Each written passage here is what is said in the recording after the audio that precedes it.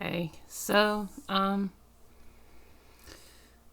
this is, if I can do it in a one take, is going to be, not a happy one take in any possible meaning of the word. Um, Literally, the topic of this video is why you should not hide your illnesses, especially if they're extremely severe. Um, so, this video is brought about because of my mom, and you might have seen my mom and my grandmother in some older videos I posted. My grandmother passed in 2018, and my mom died in March. And my mom uh, hid a lot of things along the way about her illness, and that's kind of where this is coming from. And basically, I just want to talk about why it's not good, or if you have somebody in your life who has what is going to be probably or more than likely a terminal illness, just things you need to speak to them about and why they need to be honest with you, because the whole idea is people who are sick either A, don't want to believe that they're that sick or the end is that close, and therefore they just want to deny or ignore or put it off even if they recognize it's terminal and say down the road but not right now. No, I've cheated death 3-4 times now, not right now. um, so that's the first. And the second is they just go, no, no, I don't want to burden you with it. I don't want to burden you with my issues. I don't want to make you sad right now because, um, what's an excuse? There's something going on in your life. Oh, you have exams right now. Or, oh, weren't you working on a big project at this point that I heard at work? Weren't you doing this? Oh, it was your break. It was Christmas. It was a holiday and we saw each other. I didn't want to ruin this holiday. They will find anything, absolutely anything, to not talk about it, even when you've explicitly told them, I need to know what's going on with your health. So, more or less, this video is about that. So, um, just give a quick background. The history of my mom's illness is I came back from Japan in 2015 and went back to university, and right around, like the end of the year, which was my first exams, my mom was diagnosed with ovarian cancer. And what they said at the time was, well, with this one, it looked like we had clean margins. It was within a stage that theoretically we could get all of. But if it comes back, you're basically toast after a certain point in time. And she had a remission for quite a long period of time, and then it came back.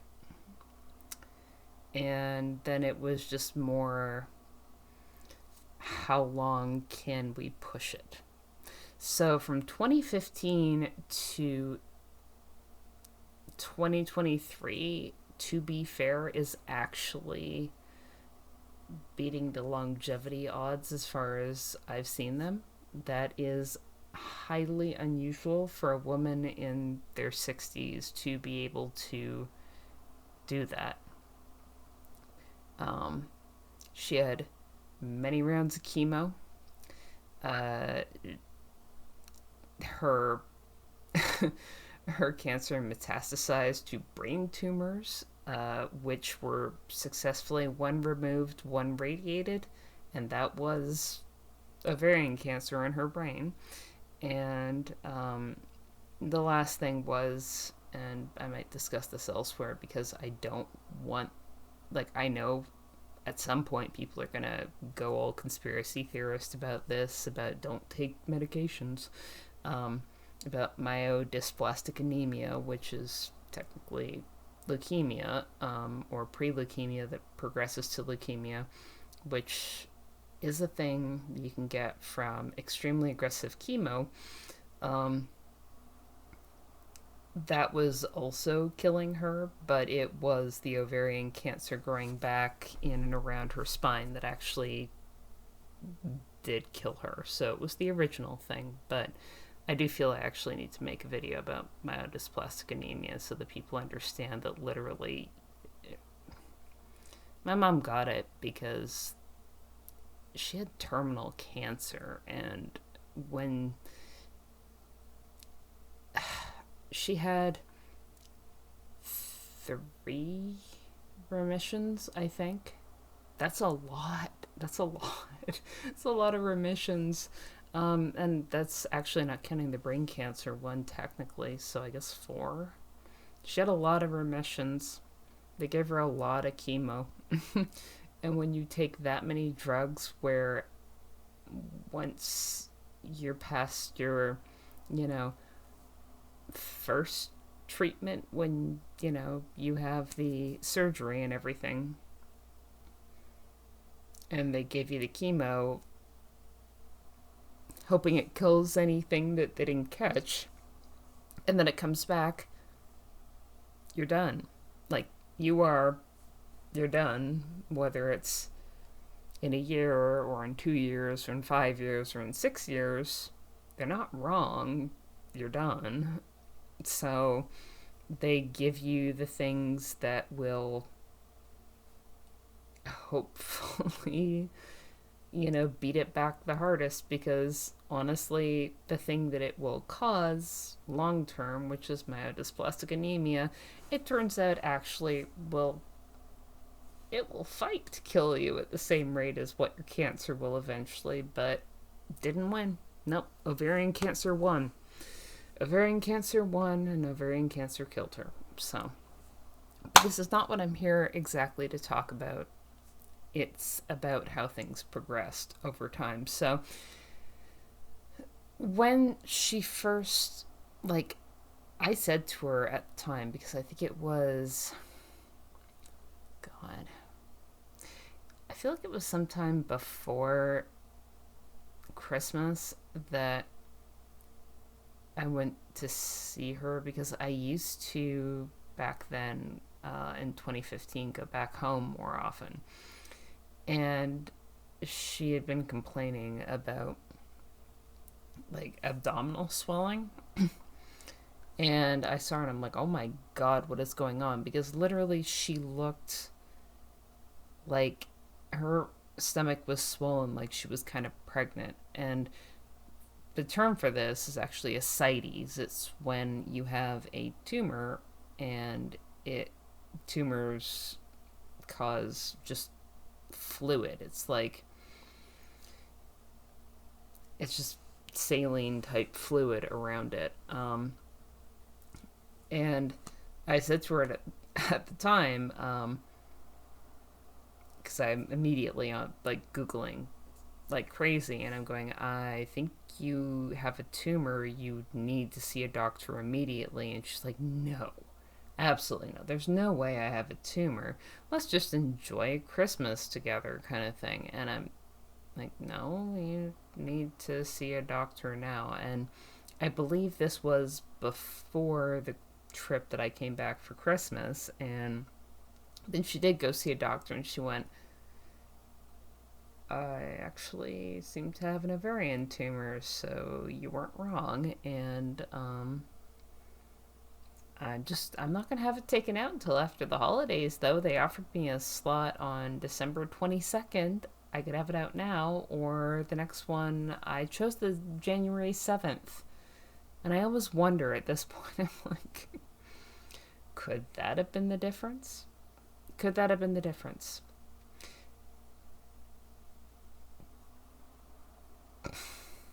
Could it have been the difference? Because the rate at which I have learned that tumors grow is just exponentially fast. had she, because she was afraid, she had never had that kind of major surgery before. She was afraid, and she wanted to have one last Christmas with us. And at the time, I was like, yeah, I'm okay with that. Yes, of course, I want to have one last Christmas with you. Genuinely, of course I did. But looking back on it, that might have actually made the difference between, because she was just on such a borderline that it might have made the difference between her actually surviving this long term and not. Because honestly, days have made differences later on. So, um, first thing, yeah, if it comes to that and a loved one wants a final memory versus like, possibly having a surgery that could actually possibly be fully curative, make them take it now. Don't wait. Do not wait. Tumors and cancer grows incredibly fast. Do not let them wait. Do not let them wait.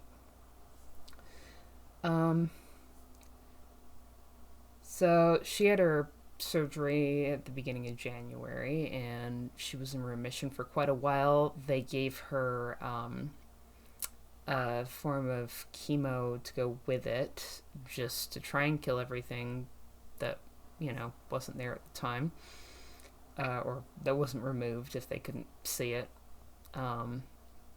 She had I think a full, after recovery, like a full year or so.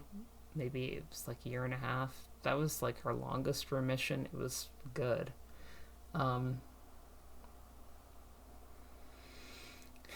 I'm trying to think of how many other times she did chemo. Remember, there was another one. There was a time when they gave her radiation. I think there was another round of chemo, and then separately they did radiation. So that's 3. And then there was the brain stuff. So this is another one where we get to not telling the truth. So during all of these times of various chemos and radiations, I kept saying to my mom, I'm like, I didn't know how bad you were feeling or what was going on, because when I call you on the phone, because at this point I was in a different city, so I wasn't seeing her every day, and I said to her, I'm like, can you please just be honest and tell me? And she literally would not tell me until she's like, well, I guess I have to tell you now. So, I'm going to be starting chemo next week. And I'm like, what? You didn't tell me you were out of remission. Which was so fucked up. And she's like, oh no, but I didn't want to bother you. You're studying. You're in your studies. And I'm like, do you think this makes me feel better when I find out? It makes me feel infinitely worse, and it also makes me feel like you've lied to me in every other conversation we've had, which is something that anybody with a serious illness should understand, is that when you think you're sparing your loved ones by not telling them, you're not. Because guess what? They will find out at one point or another, and they will feel fucking betrayed. I felt so betrayed constantly. And it's like the relationship I have with my mom.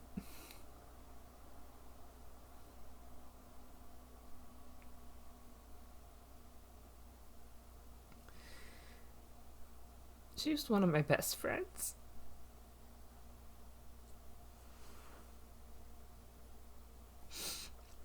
Especially, after the first time, which was her initial diagnosis, when I said to her, You need to promise me that you will be honest.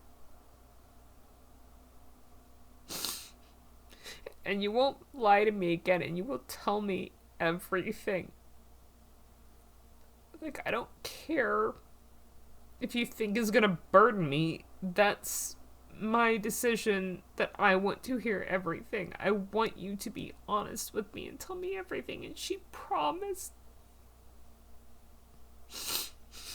And then she just kept lying and kept lying and kept lying until one of her fall off remissions got really bad. And she couldn't lie about it anymore. And this was not even close to the end. She just couldn't lie about it anymore. And then, again, I said this to her, and she finally said, okay, I promise you, I will tell you. And she was good about telling me for quite a while. And then she just stopped doing it again towards the end. And I don't know why. I'll never know why, but I have a good guess. Because I think towards the end, I think I said at the start of this video, there's two things, which is one, people just want to spare their loved ones, and the second one is they don't want to come to terms with the end. And at the end, it wasn't that, like, she was relatively somewhat honest about her symptoms, but she did not want to recognize it was the end, and therefore she made things unbearable for herself, and she made things just horrific for us, and me in particular. And this is why you need to be completely honest with your loved ones if you are very sick, or try to get your loved ones to speak to a counselor who deals with end-of-life care. My mom was told by her palliative care doctor that she got, I think, about 5 months before she died. She had one session with a therapist recommended by the palliative care doctor. Just one. And what my mom ended up saying to me is, oh, well, maybe you need to talk to the palliative care doctor, or sorry, the therapist, so you can deal with your emotions about how, like, about my illness. I'm like, I don't think I'm the person that needs it right now. I'm gonna need it after you're gone, but I'm not the person. You need to deal with this. You are not dealing with this. You need to see the therapist again. You took the entire wrong thing away from this, and she absolutely did.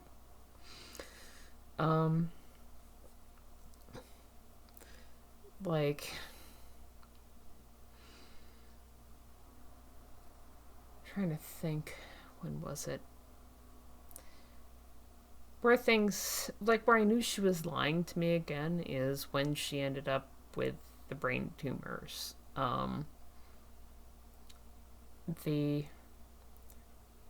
think the ovarian cancer theoretically metastasized to her lymph nodes as well, but those never really particularly caused any issue. But somehow her ovarian cancer metastasized into brain tumors, and she ended up with 2 brain tumors. One they could remove, and the other one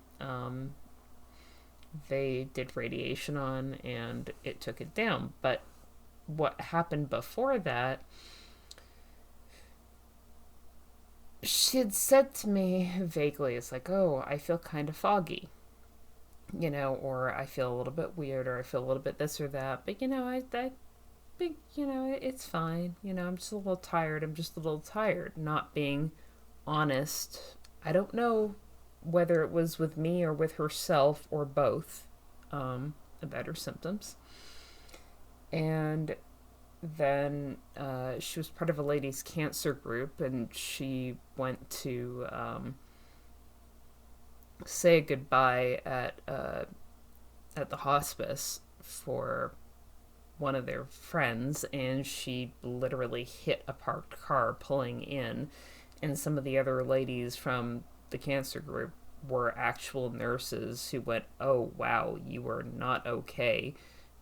Get your phone, call your daughter, and then we're going to talk to her for you." And I had to pick up my mom and take her to the ER and sit there for 12 hours while, they did 1,010,000 scans on her, and then, booked her to transfer to, I think it was Kingston first, and then eventually she ended up in Toronto.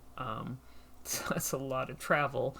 But yeah, because she wasn't honest about it. And when I talked to the ladies from the cancer group, they said it's like, yeah, she told us she had been feeling off for days and days. And I'm like, she did not say a word to us. And at this point, I'd been living in the same, like I had moved back home. I 15-minute drive. And I moved back home because of this. Like, I had been there for a year and a half at this point. And she just wouldn't tell me. And so it got to the point where literally she was a dangerous driver.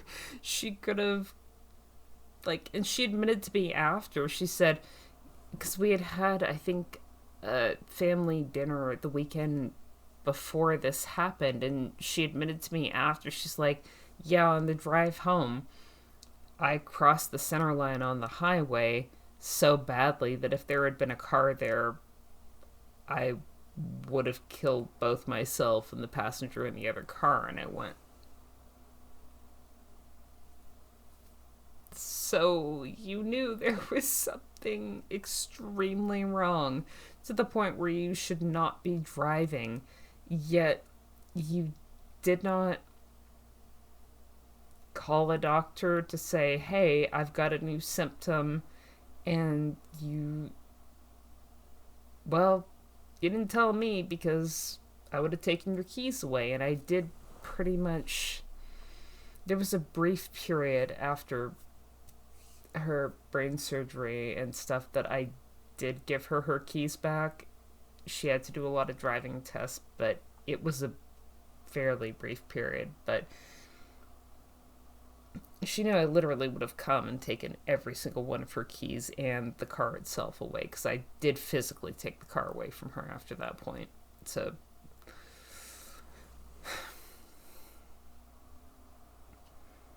but it's just one of those things. Again, it's like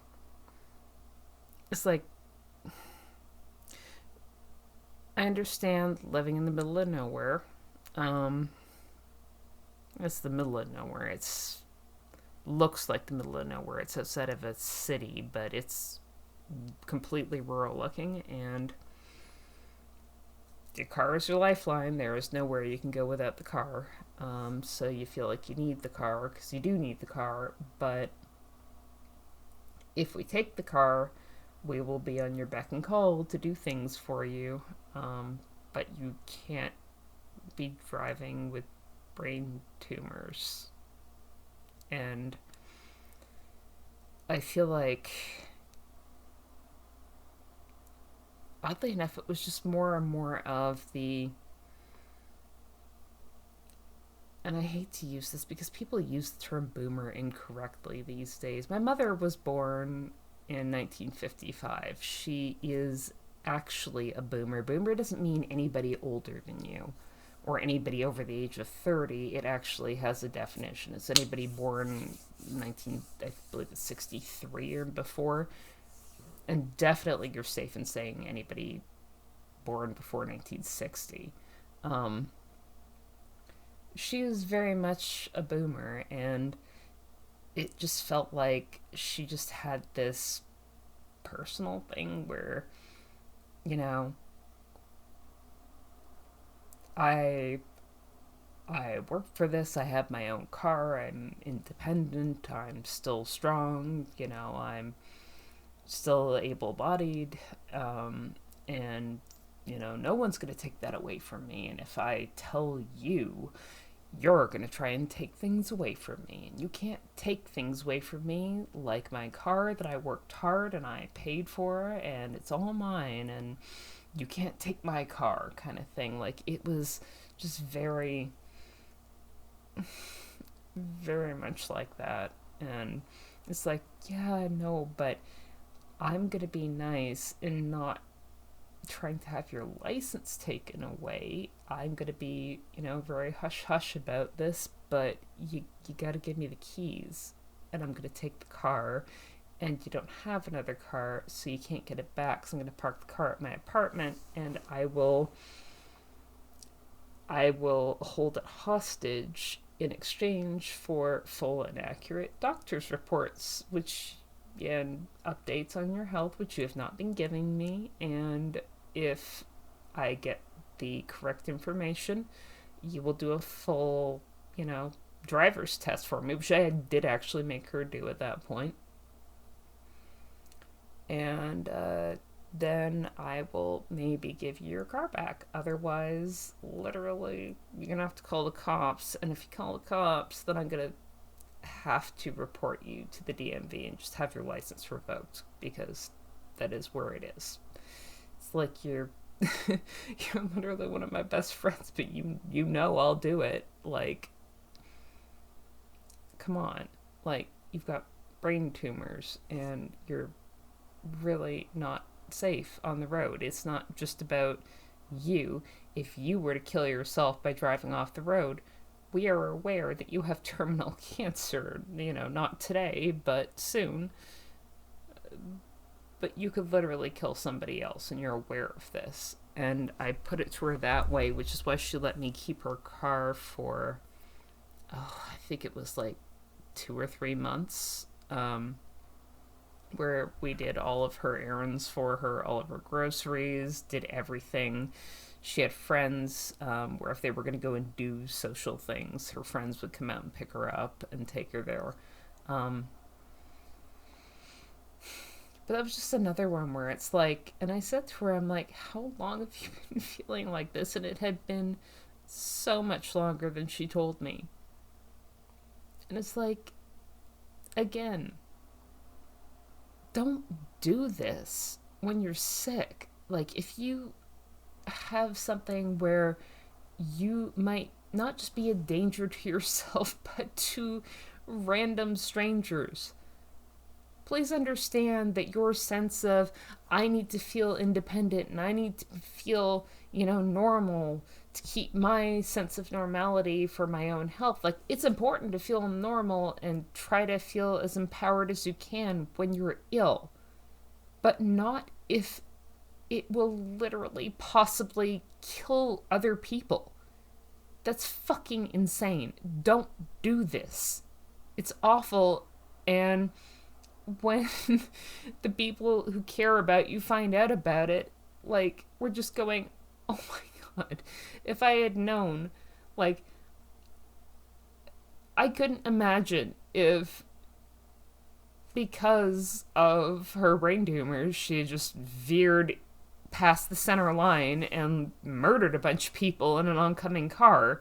And, I'm going, well, because, again, like, right before this happened, I did go, and, like, I said to my partner, and, like, she seems off. She doesn't seem right. She doesn't seem right, and she won't talk about it. She seems off. And I had pegged her for 2 weekends at family dinners saying, no, there's something very wrong. And she just wouldn't talk about it. But, like, what am I supposed to do? I'm going, she's, there's, like, literally, she's forgetting things I said to her 5 minutes ago that she fully responded to. So it's not like she didn't hear me, We had a full acknowledgement. She responded, acknowledging exactly what I said, and then 5 minutes later, boom, gone. So, you know. And I guess I could have forced her harder, but she didn't know she had a brain tumor either. But I said after the last dinner, I'm like, I'm gonna have to, like, she's not right. She's not right. She's very much not right. I'm gonna have to call her after I figure out the way to say it and say, you need to talk to your doctors because there is something very wrong with you.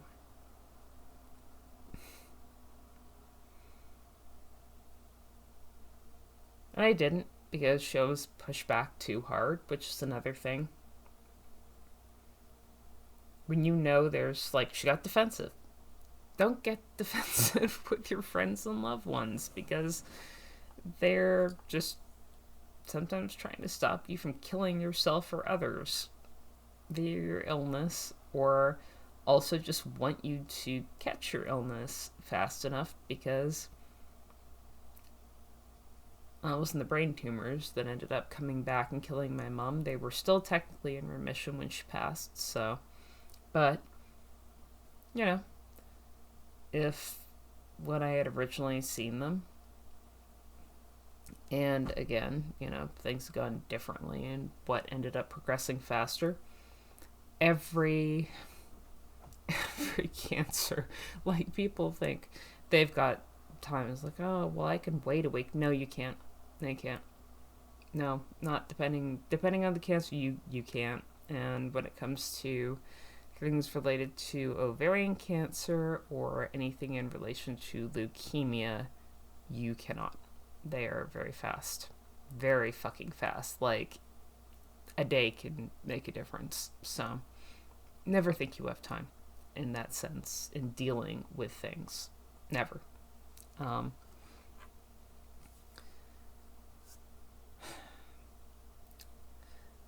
So I guess the other thing, and I was going to make a video about this because I feel like I'll just briefly give an overview of this part because I don't want people to misinterpret this, which is why I think I need to make a full video about Myodisplastic anemia, which is a protoform of leukemia that inevitably more or less becomes leukemia if it is triggered by chemotherapy. So, I am not in any way against, I'm going to say this up front, I am not against chemotherapy treatments in any possible way, but what can happen with extremely aggressive chemo for a condition where you're going to be terminal, which is my mom's condition, because she had gone through multiple remissions, and basically if you get out of the first one and you get it again, it's eventually going to be terminal. So they nuke you with the hardest chemos they have. And the problem with that is that being nuked with very hard chemos, and she also had a round of radiation to her abdomen, not related to the radiation she had to her brain.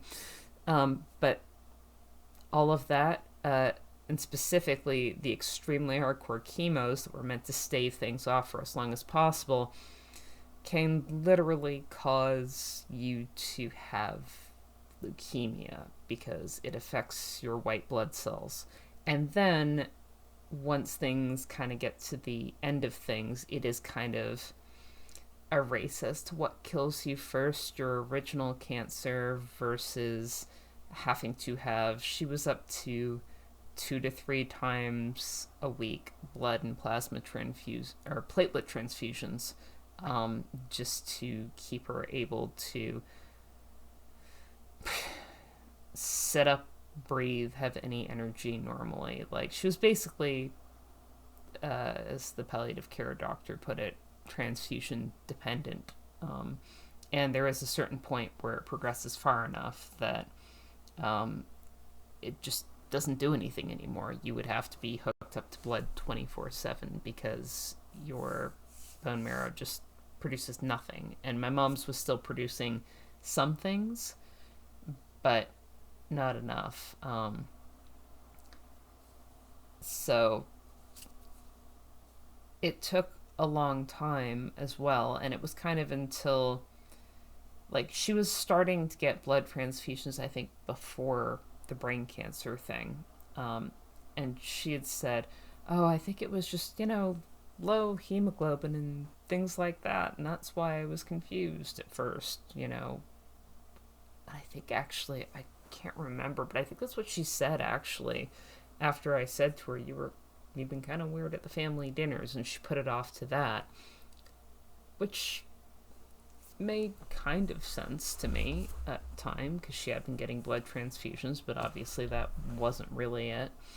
And then after the brain treatments and whatnot, we had her car, so we started taking her to her blood transfusion stuff, which was at first once a week, and then it was twice a week, and went up.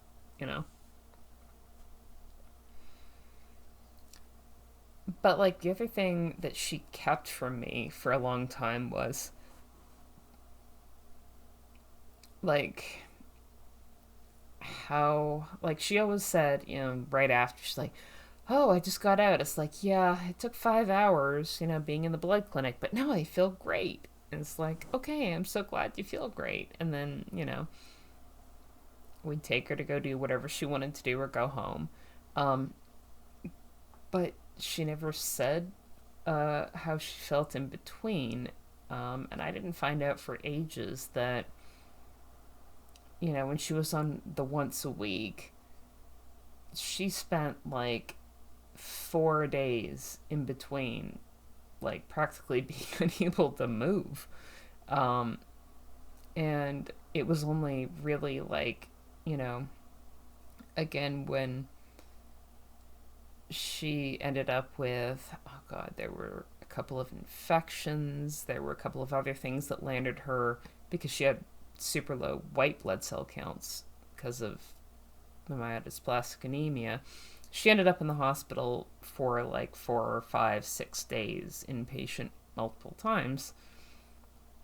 And then they would give her blood properly because they were testing her all the time. And it's like, oh, they're giving it to you every other day is when you actually need it. And the first time this happened, I don't really think she told me. And then I think it was the second time. She's like, yeah, no, they were giving it to me all the time because it turns out that's when I need it. And I'm like, so have you asked if you can at least go twice a week, to the blood clinic? If this is what's clearly considered medically necessary by the hospital people. She's like, oh, I'm just not going to bother. I'm not going to bother. It's like,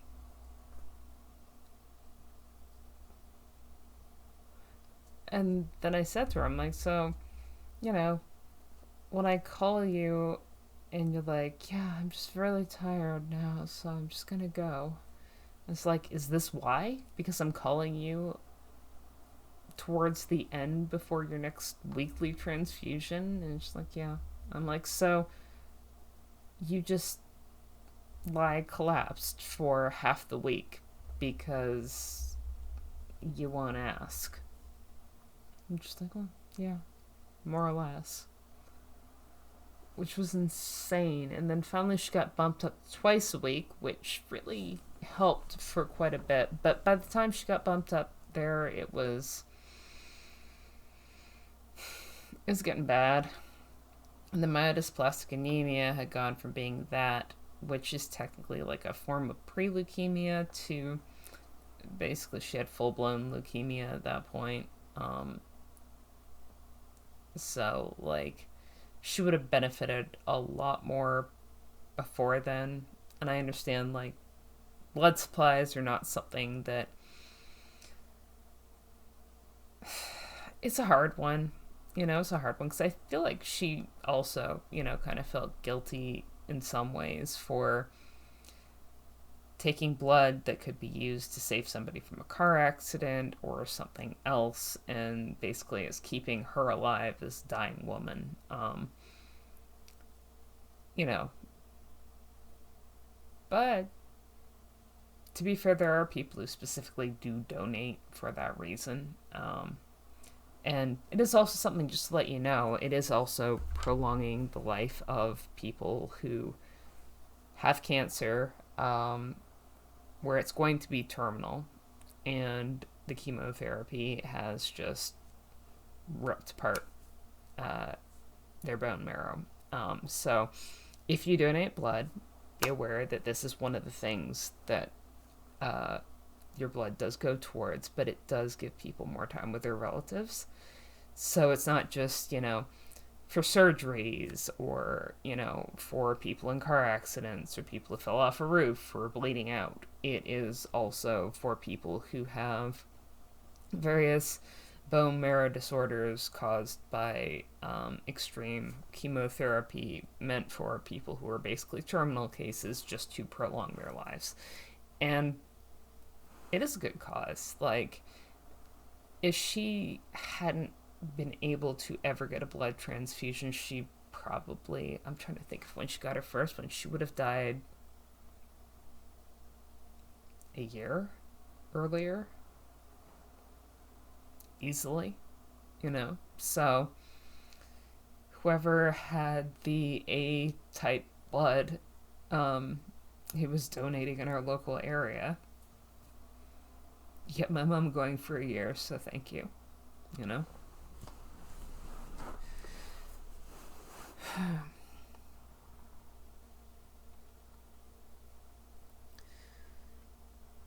boy.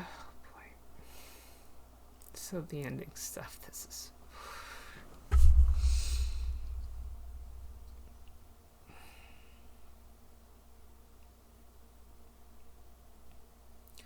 So it's like, I moved back to my hometown and got an apartment like a year and a half to 2 years ago. 2 years, I guess it's now over 2 years. To be close to my mom at the end, kind of thing, and be able to help as much as I could. And, so, like, every weekend we made, like, because I was working remotely online, but, like, we go out, like, every weekend and do Sunday dinner, and sometimes we decided to do it on Saturdays. We'd have weekend dinner, like, every single weekend. And then... God, I'm trying to remember our last one. It was, like, the end of February. And then the next 2 weekends, I'd say, okay, and I was come to her like around Wednesday, Thursday, and say, do you have any ideas on what you want to eat? Because by that point, she just wasn't eating a whole lot. She just said, I'm never hungry. But, like, the only thing she would eat is when we came out and we cooked for her. So I'm like, okay, so we need to come out and keep cooking for you, because you say you don't eat anything, and I believe you, because you're losing weight. But when we come, you do eat, because we're cooking you something home cooked. So, it's like whatever you want, we'll make you. And then it was 2 weekends in a row, she just went, no, you know what, let's just push it off. Like, we'll do next weekend. It's fine. No, it's fine. And I should have fucking known from that. And then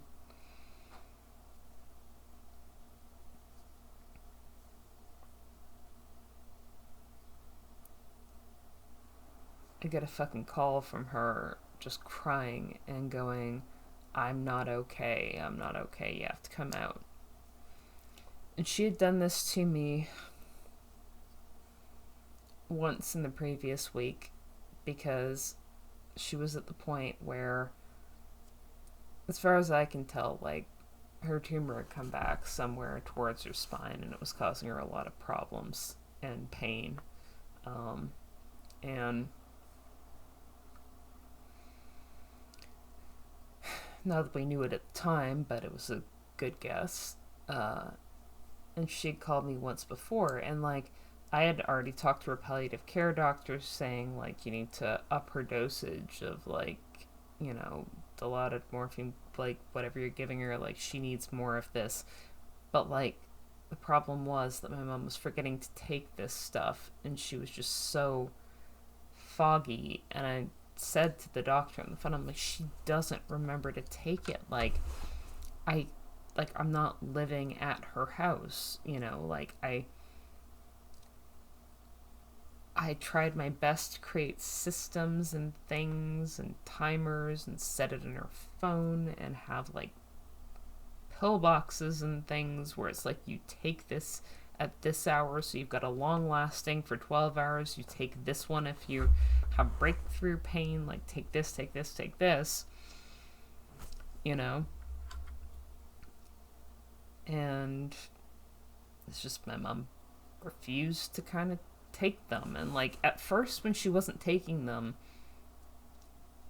I don't know, it was just fucking weird because again, I think this was like kind of a, I don't know. At first, I don't know. I actually don't know. Because she pretended, or at least said, she just didn't like how they made her feel. And then later, she admitted that at that point, she's like, well, I just forgot to take them. And I'm like, but you were in pain. And she's like, yeah, well, when I wasn't in pain, I just forgot to take them. And I'm like, but you've got a reminder on your phone now. So I actually do not know if it was just, again,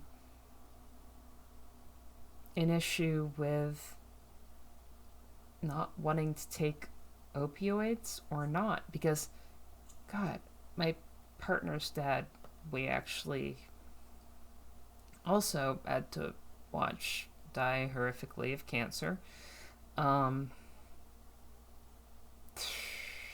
2 years ago, and he didn't tell us that he had cancer until he was at the point of hospice. That's also a really bad fucking way to do things because you want to traumatize your kids, especially your favorite child, then yeah, have fun telling them that you're dying a week and a half before you die when you've known for months. So that was really fucked up. But literally, while he was dying and being taken to hospice by paramedics, he refused to allow, or he was trying to refuse, and we finally got him to agree, to allow them to give him fentanyl to numb things because he was so convinced by the stories he had seen on Fox News that fentanyl would kill him immediately. It's like, you're going to, like, you're currently in horrific pain and you're going to die in the next week. If this kills you, that might actually be kind of a blessing because you will nod off and not come back. If this ends your life, it will be the kindest ending you can have. So let them give you the fentanyl, my God. But there is just something about that generation because, yeah, Glenn was about 10 years older than my mom. I think he was born, no, a bit more than that, 12. I think he was born around 43. My mom was 55. Year born, not age. But yeah, they have something about taking the drugs, and honestly, my mom would just constantly go, like, well, I took 2 Tylenol. It's like, you took 2 Tylenol for the end of life tumor pain. Are you insane? Like, just take the fucking opioids. And she just wouldn't take them ever. And it's not like, you know, she was clear-headed when she was in pain. She was completely fucked up. Completely. And it just got ridiculous. And it got to a point where I said to her, I'm like, you need some other form of management for this because you're not managing it. You get to a point where you call me crying and ask me to come out here because you haven't taken your drugs, and then I have to come out and then literally physically pick you up and, you know, help you to the toilet, help you do this, help you do that, while physically, like, lifting you around and get you to take the medications and then sit there while you cry like a 5-year-old child. And I'm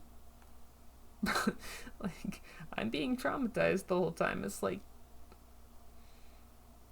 watching this happen when it didn't need to happen.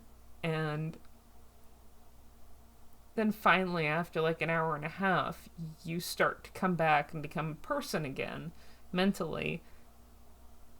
And then you apologize and you're fine, and, you know, you can sit up and, you know, eat some food that I bring you, and then you're suddenly normal again because you took your meds. You wouldn't take your meds before. Like, why? Like, why? I don't know. It was a similar thing with my partner's dad. Like, he didn't want to take his fucking meds either. It's like they just want to medicate shit with Tylenol. It's like, you've got terminal cancer. You don't take Tylenol for terminal cancer. What the fuck?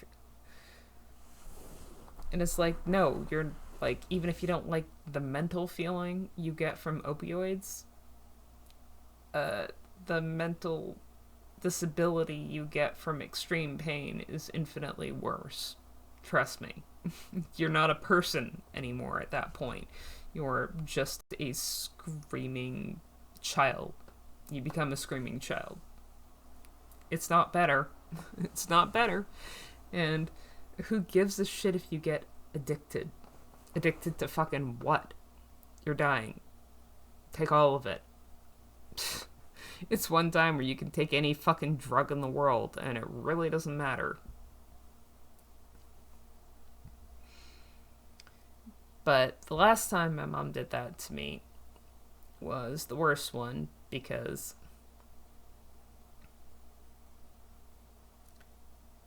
she called me crying, and it was a day where she was supposed to, because I had organized with the palliative care doctor that she would get a pain pump, which is like a thing that automatically, kind of like an insulin pump basically, but for drugs. And it would just automatically do it, and then she could like booster it if she felt pain, to give a little bit more, a certain number of times an hour with a limit. And that was like, again, because she was not honest with me soon enough. She should have had that 3-4 weeks before then, and the day that the home care nurse came to put it in,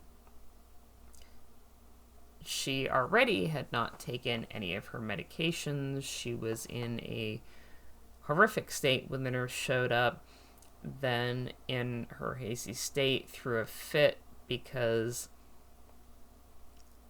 she was in such a bad state she hadn't dressed herself, and the nurse was male, and she freaked out about that, and so she called me just freaking out, saying she was in pain. So I came over, and then I'm like, oh my god, there's another person here. And I talked to him, and he's like, yeah, she was completely unclothed when I came, and I helped her to try to cover herself as best as possible. I have, put the pain pump in, with all the IVs and everything.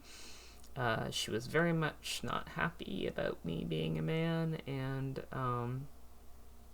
she's not well, but I think being a nurse, like, this is she's in a very, very bad state. I've taken all of her vitals, and I think you should call the ambulance, like, right now.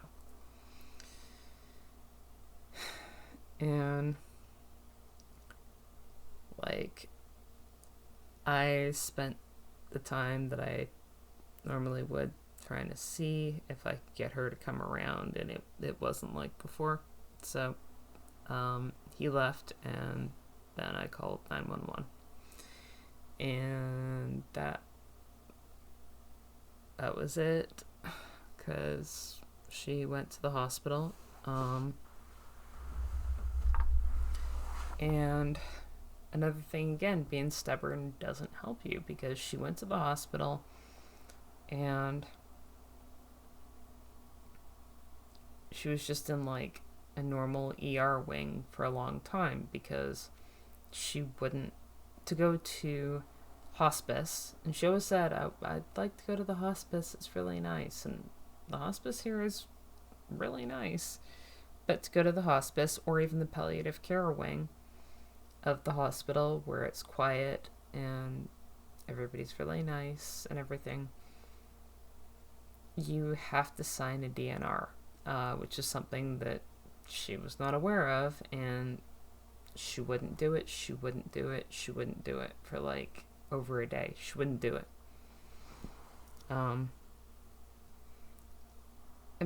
part of it, in some ways, made sense, because she was very much, again, she was dependent on blood transfusions. And if you sign a DNR, you don't get those anymore. You can't have the blood transfusions if you go to that thing. So it's like, she was just like, well, I don't know, if we can get the pain under control and figure out what's going on, then maybe, like, you know, I can get out of this and, you know, like, have a little bit longer. And so she wouldn't sign it. And then, like, I understood her logic at that point, but I did look at it at that point. I was like, this is so bad. Like, even if somehow they figure out a way to make this a little bit better, it's like, what? So you go home and then you're back to being incapacitated on the couch and forgetting to take your pills and being in horrible pain all the time. Like, is this a point where it's like, maybe you should stop?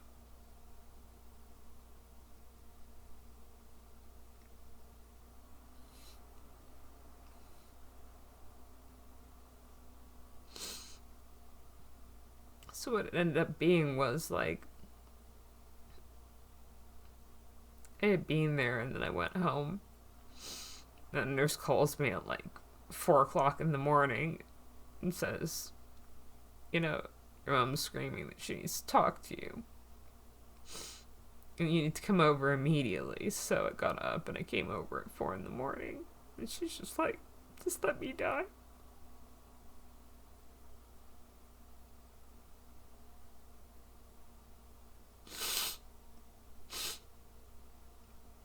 So it got to a point where, because she hadn't signed the DNR, they were trying to keep her alive. And giving her pain meds lowers your blood pressure. And it was giving her the pain meds was crashing her blood pressure. So they had to take her off the pain meds, which made her completely lucid again all of a sudden. And she couldn't take the pain. And she's like, I don't, like, and they said, they're like, well, basically, either we put her back on the pain meds and it will kill her in the next day or so, probably through cratering her blood pressure, or basically we put her on tubes and ventilators and things and try to keep her alive. And she did not want that, understandably. And it's like, The last lucid memory I had of my mom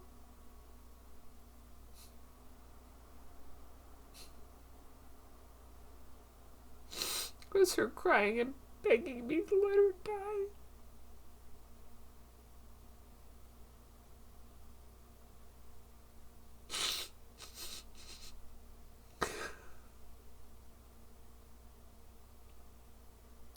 So honestly, again, it's like if you were ever in this situation, my mom, don't do that to other people.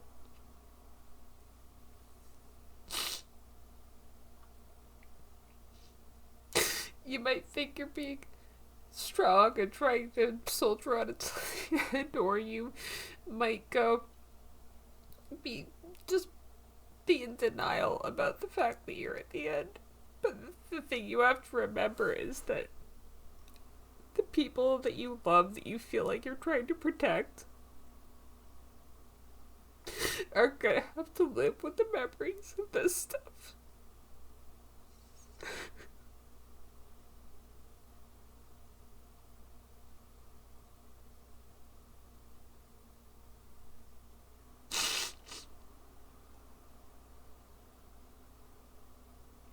These are things that people will never forget.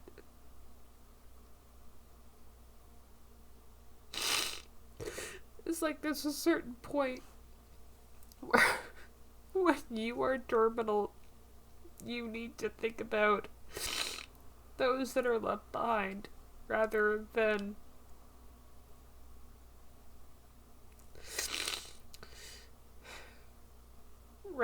your own denial. And also, it's better if you accept certain things and just try to be honest with people and then make the most that you can with your physicality of your last days. Like, don't do this. Just don't do that.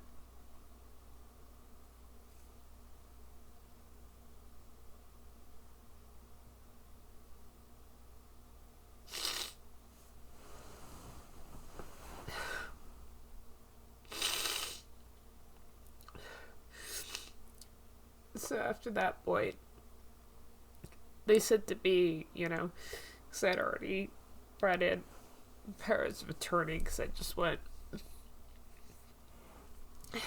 I've got the power of attorney for medical care, and they said at first, she's not bad enough, and I'm like, I think she is, but okay. But at that point, they're like, yeah, no, we've got your powers of attorney. While she's saying this, it's up to you if you want to respect her wishes or not, but we're invoking these, so you can have her put on tubes, or you can do what she's saying now. It's up to you. And I said, basically, put her on as many meds as possible and take her to the palliative care wing. So, and basically they pretty much put her in what seemed like a fucking medical coma, and took her to the palliative care wing, where it was peaceful and quiet and the environment was nice and everything. Not at all how she wanted to go. And she lasted about a day, and then she died. And yeah, overall it was bad. Like, I thought the way my partner's dad died was bad, and I did not think my mom would go that way, because she knew all about that and how you don't want to go. At least my partner's dad, he got a full 7 days in a proper hospice where he was conscious up until right before he died, and had so many visitors and so many people come by. They got him on the right cocktail of drugs so he could at least enjoy food, because they have great food in, hospice. And yeah, but because my mom was so fucking stubborn and not willing to recognize things, and didn't want to be honest with me about what her pain levels actually were and everything that was going on. And I said, well, the pain is here. Have you seen somebody about this? Have you gotten a scan? What does your scan show? And she's just like, oh, yeah, well, my brain is fine. This is fine, that's fine, the other thing's fine. Like, yes, but that's not where the pain is. And I guess I have access to her stuff still. I could go back and look, but I think maybe she knew. And again, she was just fucking lying. Don't do this to people. Don't do this to people, because it hurts you. It hurts you, and it fucking mentally will destroy people who care about you. Because those have to be my last memories of her, because those were already so bad that I was, like, on the night where she died, the nurse said, it's like, she's probably gonna die in the next 3 or 4 hours, and my mom's two closest, like, her two of her best friends came, and, you know, they sat, and my mom was comatose, but they just sat and talked by her bedside, hoping that maybe she could hear them, which was nice of them. And they were there for like 4 hours. And then when they were about to leave, it was late, and I came out to the hallway, and I said to them, like, would I be a terrible person if I left right now? Because they're saying she's probably not going to last the night, but I don't want to watch her die. And they hugged me, and they're like, no, it's okay. So I went home, and my mom died about 3 hours later, and they asked, you know, do you want to come back and see her, you know, kind of before they take her down to the morgue? And I'm like, I don't want to see her like that. It was already so bad seeing her comatose. I don't want to see her like that.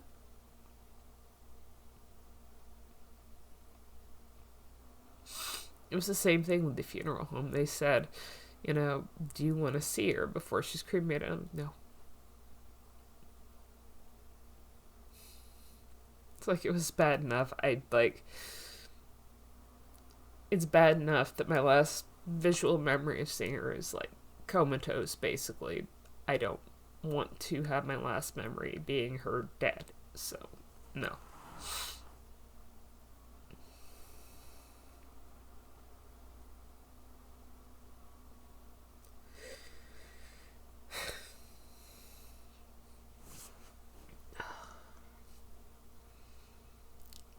God, I feel like this is an actual stopping point for this, but, like, I will make my last point because I've got a big one, I guess, which is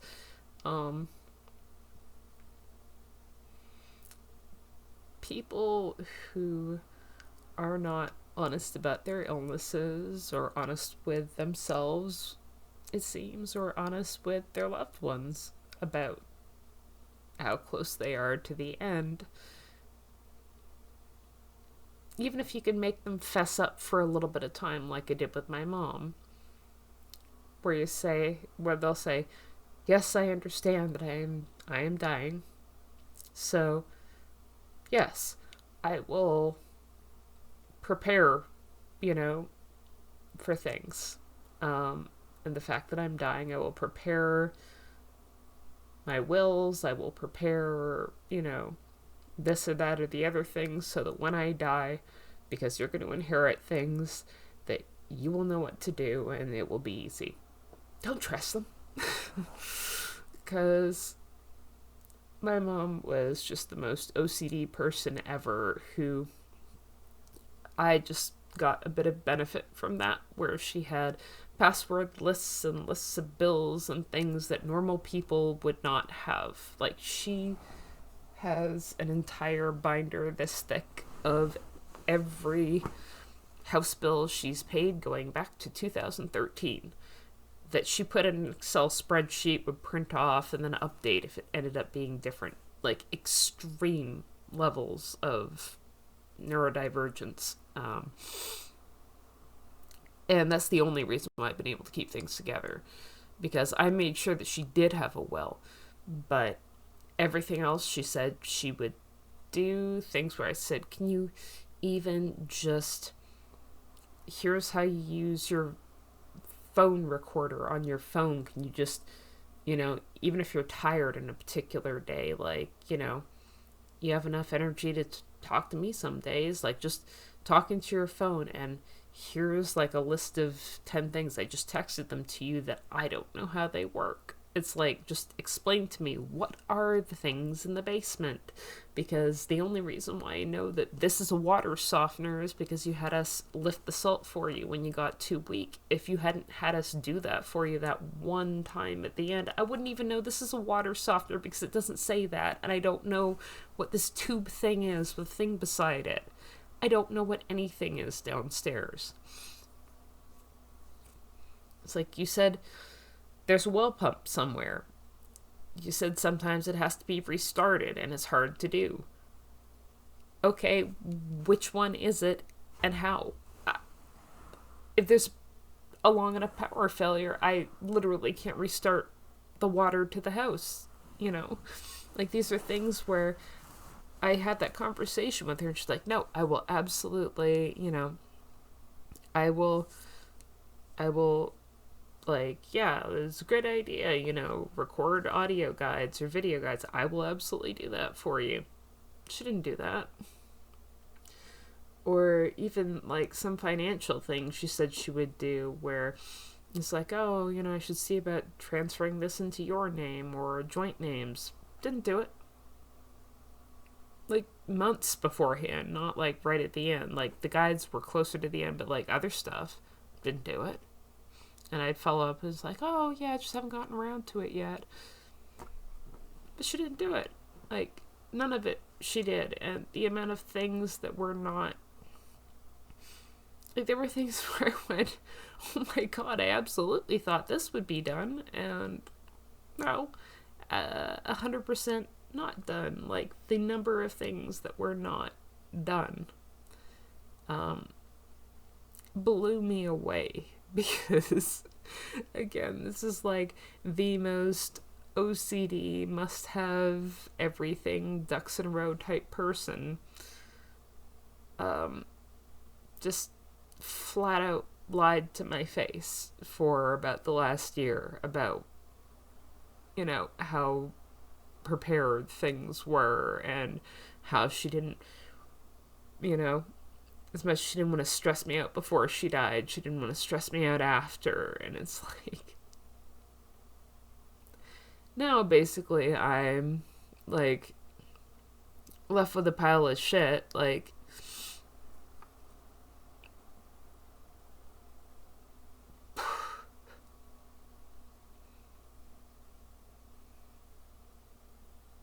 it's like, fuck, I can't even do, like, she died in March, at the end of March. Taxes are due in April, so I can't even do her taxes for 2022, plus her terminal tax return, because now the government knows she's passed away and her accounts are locked. So I can't even fucking file her returns electronically, because I can't access the account anymore, even though I have her username and password. Like,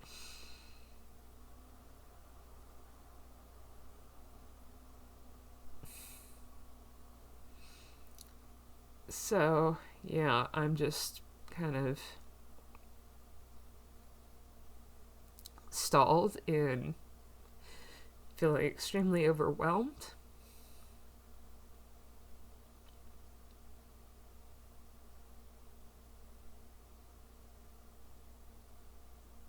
This is like, you've got work screaming at you to come back, and you're really fucking sad all the time, because I got rid of my apartment, so I'm at my mom's house, and everything is hers.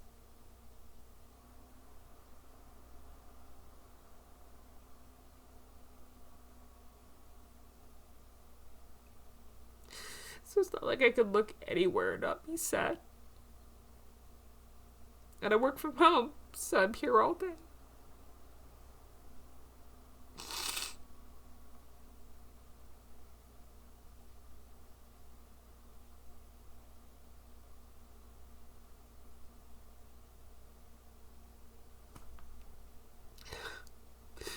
Then it's like you've got,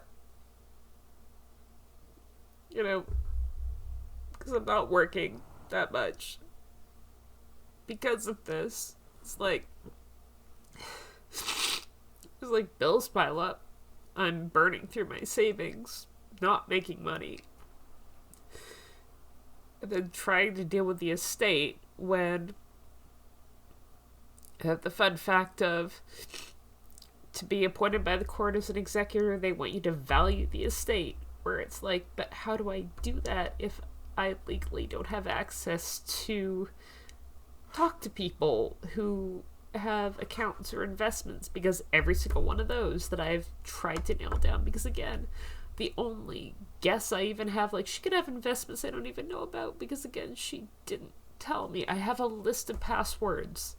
I have a list of passwords and companies, and that's the only thing I can go off of.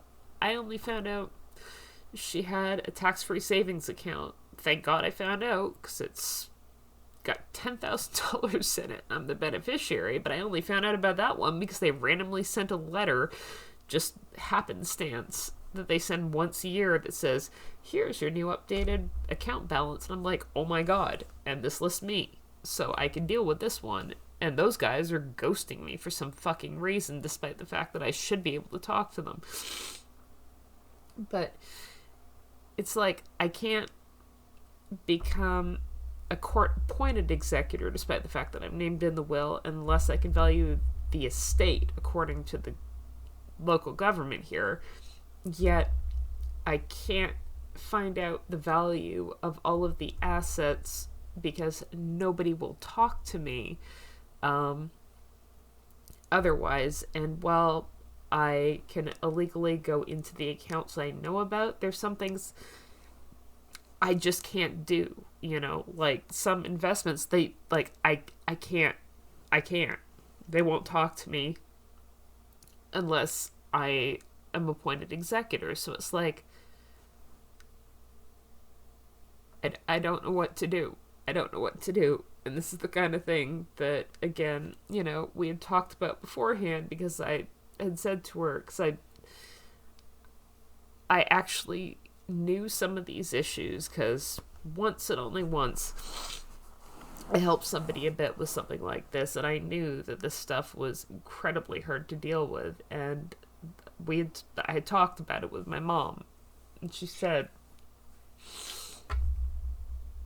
I will write lists, I will make things clear, you know, we can go joint on some things so that, like, you have access, or I will call them and tell them no matter what, this is like this person has full access to this no matter what, kind of thing. And she didn't do it. So I guess at the end, it's kind of like, if you're someone like me where you have a close loved one who has a terminal illness, please keep these things in mind and do your best to convince them of,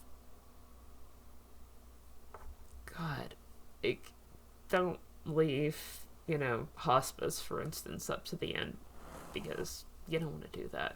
It's so much better to not do that. And beyond that, make sure that you get them to be honest with you, and force them to be honest with you so you know what's going on, because it's not better for them when they're hiding their pain or forgetting to take their pills or anything like that. And also make sure that things are taken care of before they die, because, oh my God, like, I'm just, like, paralyzed with dealing with this now. Like, I don't know what to do.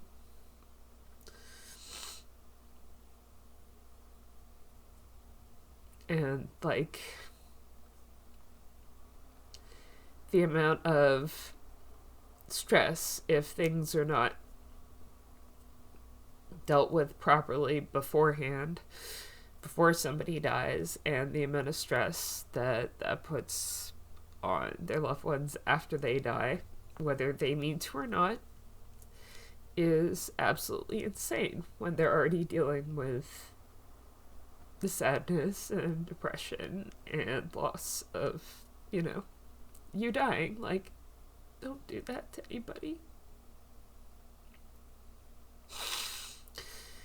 And again, yeah, if you're the person who is dying, just don't do that.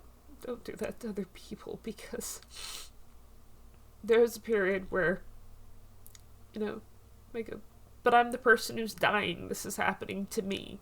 It's unfair because this is happening to me, and I don't feel like I shouldn't be dying. It's unfair that it's happening to me. This should be about me. Everything should be about me. You should care about me. This is my story. And it's like, yes, but at a certain point, there's a thing I feel that people who are dying need to realize, is that yes, for a long time it is about you, but at a certain point, towards the end, it's about the people that you're leaving behind. And you need to think more about those people, because there'll come a time, in a day, a week, a month, a year, you might go a few years on a terminal illness, but you're not going to be there. And what you do between now and then will be burned into the memories of the people you love for the rest of their lives, and they may live for another 10, 20, 30, 40 years.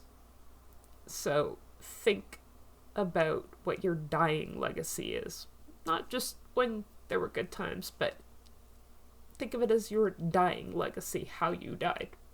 Your dying legacy will be burned into the memories of the people you leave behind. So please try not to die horribly when you didn't have to.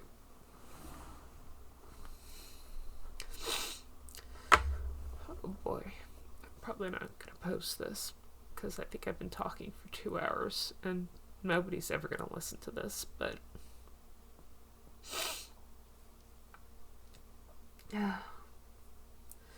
if I ever do post this, I guess thanks for listening. And